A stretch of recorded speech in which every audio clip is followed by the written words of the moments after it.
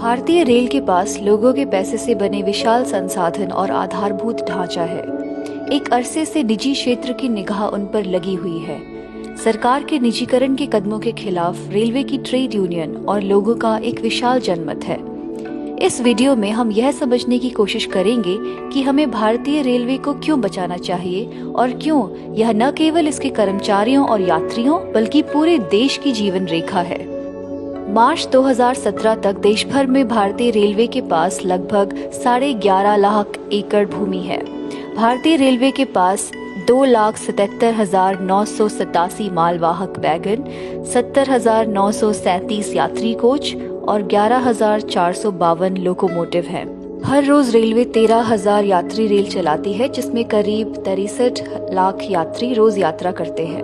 Railway में 13,08,000 कर्मचारी काम कर रहे हैं।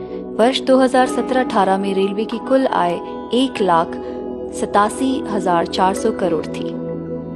भारतीय रेल 3 देशों नेपाल, पाकिस्तान और बांग्लादेश को भारत से जोड़ती है। हम उत्तरी अमेरिका, यूरोप और अन्य देशों में जानते हैं, रेल नेटवर्क से यात्रा करना हवाई यात्रा की तुलना में महंगा है।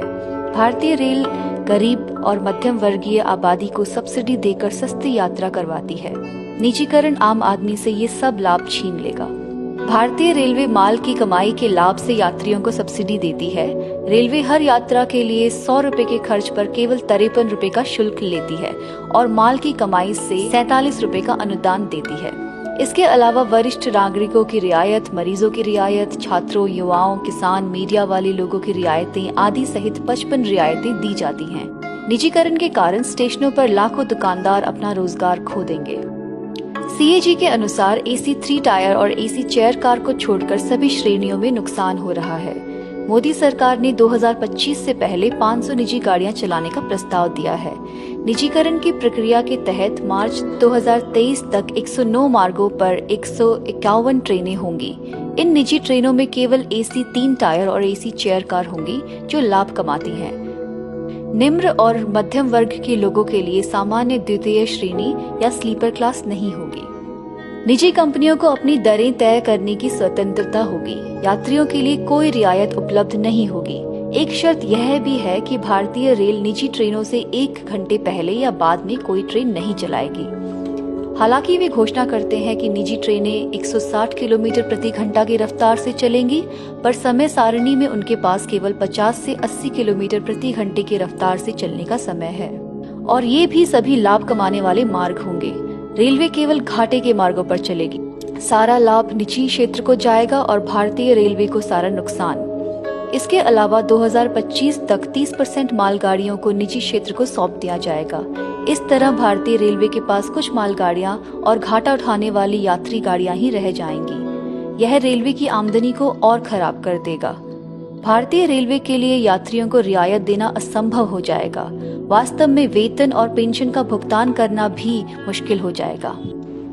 वर्तमान में 500 यात्री ट्रेनों को एक्सप्रेस ट्रेनों में परिवर्तित किया गया है, जिससे ग्रामीण लोगों का व्यवसाय, रोजगार और पढ़ाई के लिए कस्बों शहरों तक पहुंचना मुश्किल हो गया है। सरकार 2025 तक 30% रेलवे स्टेशनों का निजीकरण करना चाहती है। वर्तमान में मालगाड़ियों की औसत गति 25 किलोमीटर प्रति घंटा है और यात्री ट्रेनों की औसत गति 50 किलोमीटर प्रति घंटा है। टिकट मांगने पर नहीं मिलते हैं।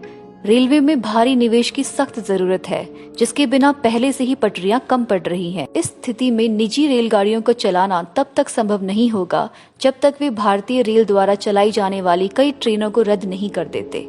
हर बजट में सरकारी निवेश घट रहा है। घोषणा तो 50 लाख करोड़ के निवेश की हुई, लेकिन यह वर्ष 2019-20 में घटकर केवल 3,70,000 करोड़ रह गया।